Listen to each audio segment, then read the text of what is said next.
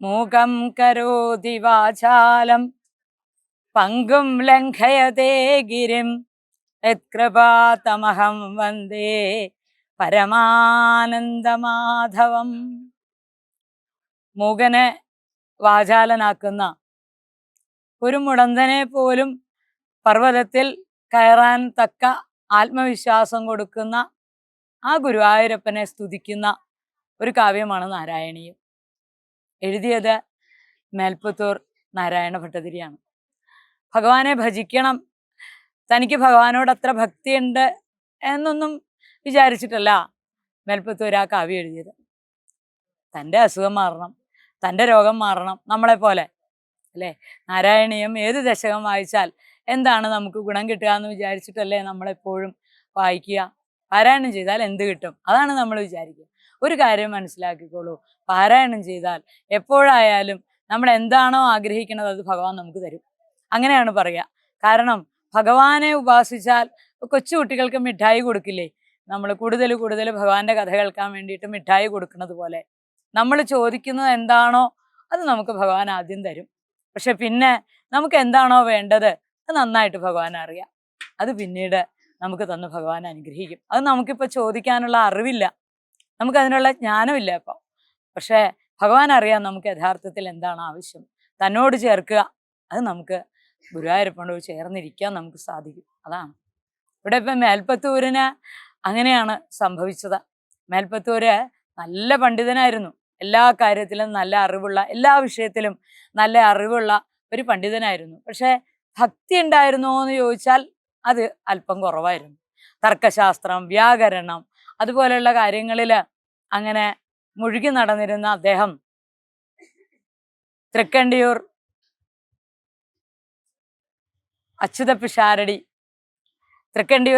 പിഷാരടിയുടെ മരുമകളെയാണ് വിവാഹം ചെയ്തത്. വിവാഹത്തിന് ശേഷം അദ്ദേഹത്തിൻ്റെ ജീവിതം ആ ഭോഗാസക്തി നിറഞ്ഞതായിരുന്നു. എപ്പോഴും ആ ഭാര്യയുമായിട്ട് അങ്ങനെ രമിച്ചുകൊണ്ട് അച്യുത പിഷാരടിയുടെ ഗൃഹത്തിലാണ് താമസിക്കുക. അപ്പം അദ്ദേഹത്തിന് നല്ല പണ്ഡിതനാണ്, ധാരാളം ശിഷ്യന്മാരുണ്ട്. അപ്പം അങ്ങനെ ഒരു ദിവസം അദ്ദേഹം തൻ്റെ ശിഷ്യന്മാരെ എല്ലാം അങ്ങനെ പഠിപ്പിച്ചുകൊണ്ടിരിക്കുന്ന സമയത്ത് വളരെ വൈകി ഈ മേൽപ്പത്തൂർ എഴുന്നേക്കാൻ വേണ്ടിയിട്ട്. അപ്പം എഴുന്നേറ്റ് വന്നിട്ട് ഇറങ്ങുന്ന സ്ഥലത്ത് തന്നെയാണ് അച്യുത പിഷാരടി ക്ലാസ് എടുത്തുകൊണ്ടിരിക്കുന്നത്. അപ്പോൾ എന്ത് പറ്റിയെന്ന് ചോദിച്ചാൽ അതിലെ അങ്ങനെ നടന്നു പോകാൻ വേണ്ടിയിട്ട് അങ്ങോട്ടും ഇങ്ങോട്ടും ചാടി പോകേണ്ടി വന്നു ഈ ശിഷ്യരുടെ ഇടയ്ക്ക് കൂടി. അപ്പോൾ അത് കണ്ടപ്പോൾ മുറ്റത്ത് ഇറങ്ങിയപ്പോൾ അച്യുത പിഷാരടി അവിടെ നിന്നൊരു വാക്ക് പറഞ്ഞു, നല്ലൊരു ബ്രാഹ്മണ ജന്മം കിട്ടിയിട്ട് അത് വെറുതെ ഇങ്ങനെ തൊലച്ച് കളയുകയാണല്ലോ എന്നൊരു വാചകം. അത് കേട്ടപ്പോഴേക്ക് അതോടുകൂടി ഒരു നിമിഷം മനസ്സിലേക്ക് ആ ചിന്തകൾ വന്നു, ശരിയാണല്ലോ ഈ പറഞ്ഞത് എന്ന് ചിന്തിച്ച് അതോടുകൂടി മനസ്സ് മാറിയെന്നാണ്. ഇതാ അപ്പം തന്നെ പോയി കുളിച്ചു വന്ന് അച്യുത പിഷാരടിയുടെ പാദങ്ങളിൽ നമസ്കരിച്ച് എന്നെ കൂടി ശിഷ്യനായി സ്വീകരിക്കണേ, എനിക്ക് കൂടി അവിടുന്ന് വേണ്ടതെല്ലാം പറഞ്ഞു തരണേ എന്ന് പറഞ്ഞ് ഇതാ അച്യുത പിഷാരടിയുടെ ശിഷ്യനായി. എന്തൊക്കെയാണ് അച്യുത പിഷാരടി നല്ലൊരു ശിഷ്യനായിരുന്നു. കാരണം ഗുരു പറഞ്ഞു കൊടുക്കുന്നത് ഒരക്ഷരം വിടാതെ പഠിക്കുന്ന ശിഷ്യൻ. വ്യാകരണം, ഇതുപോലൊരു ശിഷ്യനെ അച്യുത പിഷാരടിക്ക് ഇതിനു മുമ്പ് കിട്ടിയിട്ടേയില്ല. അത്രയ്ക്ക് സന്തോഷം രണ്ടുപേർക്കും. അങ്ങനെ പഠിക്കുന്നതിൽ മാത്രമേ ഇപ്പം ശ്രദ്ധയുള്ളൂ നമ്മുടെ മേൽപ്പത്തൂരിന്. എപ്പോഴും ആ പഠനം തന്നെ. ഭക്ഷണം കഴിക്കുന്നത് തന്നെ വളരെ കുറവ്, ഉറക്കം രാത്രിയിൽ വളരെ കുറവ്. അങ്ങനെയൊക്കെ ഇരുന്നപ്പോഴാണ് നമ്മുടെ അച്യുത പിഷാരടിക്ക് വാതരോഗം ബാധിച്ചത്. അതങ്ങനെ നാൾക്ക് നാളെ വർദ്ധിച്ചു വന്നു വാതരോഗം. എങ്ങനെ ഇത് മാറാൻ പറ്റും?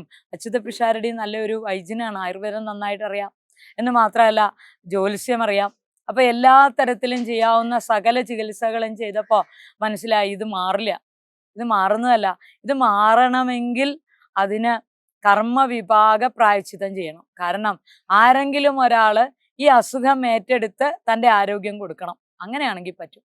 അപ്പോൾ എല്ലാവരും ആരാണ് ഇനി അതിന് തയ്യാറാവുക എന്ന് ആലോചിക്കുമ്പോഴാണ് ഏതോ ഒരു ശിഷ്യൻ അവിടെ നിന്നിട്ട് പറഞ്ഞു, നമ്മുടെ മേൽപ്പത്തൂര് തന്നെ ആവട്ടെ എന്ന്. സന്തോഷമായിരുന്നു മേൽപ്പത്തൂരിന്, ഒരു ദുഃഖം ഉണ്ടായില്ല. ഇതാ അങ്ങനെ വാങ്ങിച്ചു. കാലം കടന്നു പോകുമ്പോൾ മേൽപ്പത്തൂരിന് വാതരോഗം അങ്ങനെ കുറേശ്ശെ കൂടി വരണു. അപ്പോൾ നമ്മുടെ അച്യുത പിഷാരടിക്ക് വാതരോഗം അങ്ങനെ കുറഞ്ഞു. മേൽപ്പത്തൂരിന് ഇതാ ഇപ്പോൾ തീരെ വയ്യാത്ത അവസ്ഥയായി, വാതരോഗം ബാധിച്ച്. 27 വയസ്സ് ആ പ്രായത്തിലാണ്. അപ്പോൾ എന്തൊക്കെ അതിനു വേണ്ടി ചെയ്യാമോ അതെല്ലാം ചെയ്തു. പൂജകള്, യാഗങ്ങള്, ഹോമങ്ങള് എന്ന് വേണ്ട എല്ലാം ചെയ്തു നോക്കി. പക്ഷെ ഒന്നുകൊണ്ടും അത് മാറിയില്ല എന്നാണ്. അതവിടെ തുഞ്ചത്ത് രാമാനുജൻ എഴുത്തച്ഛനോട് ഉപദേശം ചോദിച്ചപ്പോൾ അദ്ദേഹം പറഞ്ഞത് മീൻ തൊട്ട് കൂട്ടാനാണ്. അങ്ങനെ ഗുരുവായൂർ ഭജനമിരിക്കാം എന്ന് വിചാരിച്ചു. അങ്ങനെ ഗുരുവായൂർ പോയി. കൊല്ലവർഷം 762 ചിങ്ങമാസം 19-ാം തീയതിയാണ്. അതൊരു തിരുവോണ ദിവസമായിരുന്നു. അനുജൻ മാതൃദത്തനെയും കൂട്ടിയാണ് ഗുരുവായൂർക്ക് പോണത്. അവിടെ കൊണ്ടുപോയി എന്താ പറയാ, ഇട്ടു എന്ന് പറയാം. എഴുന്നേറ്റ് നടക്കാൻ വയ്യ, അങ്ങനത്തെ ഒരു അവസ്ഥയിലാണ് ചെല്ലണത്. അപ്പൊ അവിടെ ചെന്ന് ഭട്ടതിരി വിചാരിച്ചത് ഭാഗവതം ചുരുക്കി 100 ദിവസം ഭജനം, 100 ദിവസം കൊണ്ട് 100 ദശകം, 10 ശ്ലോകം വീതമുള്ള 100 ദശകം, അങ്ങനെയാണ് വിചാരിച്ചത്. അങ്ങനെ ചെന്ന് അത് തീർത്ത് ഏതാണ്ട് 762 വൃശ്ചിക മാസം 28-ാം തീയതി അത് ഭഗവത് പാദങ്ങളിൽ സമർപ്പിച്ചു. ആദ്യത്തെ 2 അധ്യായങ്ങൾ വായിക്കുമ്പോൾ നമുക്ക് ഒന്നും തോന്നില്ല. കാരണം വളരെ മനോഹരമായ ഭക്തി നിറഞ്ഞു നിൽക്കുന്ന 2 അധ്യായങ്ങളാണ്. ഇങ്ങനെ ഒരു അസുഖമുള്ള ഒരാളാണോ ഇത് എഴുതിയത് എന്ന് പോലും നമുക്ക് സംശയം തോന്നും. പക്ഷേ 3-ാമത്തെ ദിവസം മുതൽ ആ ഭട്ടതിരിയുടെ ആ സുഖം, ആ വ്യാധി മുഴുവൻ ആ ദശകത്തിൽ നമുക്ക് കാണാൻ പറ്റും. തുടക്കത്തിൽ തന്നെ പറഞ്ഞത് പഠന്തോ നാമാനി പ്രമദഭര സിന്ധൗ നിപതിരാ സ്മരന്തോ രൂപം തേ വരദ കഥയന്തോ ഗുണകഥ. എത്ര പേരാ ഗുരുവായൂരപ്പ, ഞാനിവിടെ ഇങ്ങനെ എഴുന്നേക്കാൻ പറ്റാണ്ടിരിക്കുമ്പോൾ ഈ ഗുരുവായൂരമ്പലത്തിന് എത്ര പേരാ നാമം ജപിച്ച് പ്രദക്ഷിണം വെക്കണത്. എനിക്ക് അതിനുള്ള ഭാഗ്യമില്ലല്ലോ. ഇപ്പൊ എനിക്ക് തോന്നുന്നത് ഏറ്റവും കൂടുതൽ ഭാഗ്യമുള്ളവരാണ് ദാ ഇവിടെ ഈ ക്ഷേത്രത്തിന് ഇങ്ങനെ പ്രദക്ഷിണം വെച്ച് നാമം ജപിച്ച് നടക്കണില്ലേ, അവരാണ് ഈ വിശ്വത്തില് ഏറ്റവും കൂടുതൽ ഭാഗ്യമുള്ളത് എന്നാണ് എനിക്ക് തോന്നണതെന്നൊക്കെയാണ് പറയണത്. അങ്ങനെ തുടങ്ങിയതാണ് ഭജനം. 3-ാമത്തെ ദശകത്തിൽ അങ്ങനെ ചൊല്ലി ചൊല്ലി വന്നപ്പോൾ ഭട്ടതിരിക്ക് തോന്നി, താൻ ഇങ്ങനെ പറയണത് ശരിയാണോ? ഭട്ടതിരി അവസാനത്തെ ശ്ലോകത്തിൽ പറഞ്ഞു, ഞാൻ ഇനി ഇതുപോലെ കരയില്ല ഗുരുവായൂരപ്പ. അവിടുന്ന് എനിക്ക് എന്ത് തന്നാലും എനിക്ക് ഉള്ള ആരോഗ്യം വെച്ച് അവിടുത്തെ സ്തുതിച്ച് അവിടുത്തെ നമസ്കരിച്ച് അവിടുത്തെ ആ നാമങ്ങൾ ചൊല്ലി ഞാൻ ഇവിടെ തന്നെ ഇരിക്കും. അവിടത്തേക്ക് വേണമെങ്കിൽ മാറ്റാം, എനിക്ക് ഒരു പരാതിയില്ല. ഇനി ഞാൻ ഇതുപോലെ ആർത്തപ്രലാപങ്ങൾ പറയില്ല ഗുരുവായൂരപ്പ എന്ന് അവിടെ വെച്ച് മേൽപ്പത്തൂര് ഉറപ്പിച്ചു പറഞ്ഞു. അതിനു മുമ്പ് ഗുരുവായൂരപ്പനോട് പറയണ്ട്, മരുദ്ഗേഹാധീശ തൊയ് ഖലു പരാഞ്ചോ ബിസുഖിനോ. ഗുരുവായൂരപ്പ, അവിടുത്തെ ഒന്ന് നോക്കാത്തവർ പോലും എത്ര സുഖമായിട്ടാ ഗുരുവായൂരപ്പ ഇവിടെ ജീവിക്കുന്നത്. അവിടുത്തെ ഒന്ന് തൊഴണില്ല, അവിടുത്തെ അടുത്തൊന്നും വരണില്ല.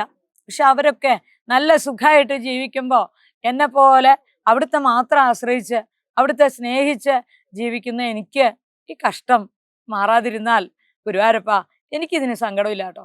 എനിക്കല്ല ഇതിന് പ്രശ്നം, അവിടുന്ന് ശ്രദ്ധിച്ചോ, ഇത് അവിടുത്തേക്ക് നാണക്കേടാവും. അകീർത്തിസ്തേ, ഇത് അവിടുത്തേക്ക് അകീർത്തിയാണ്.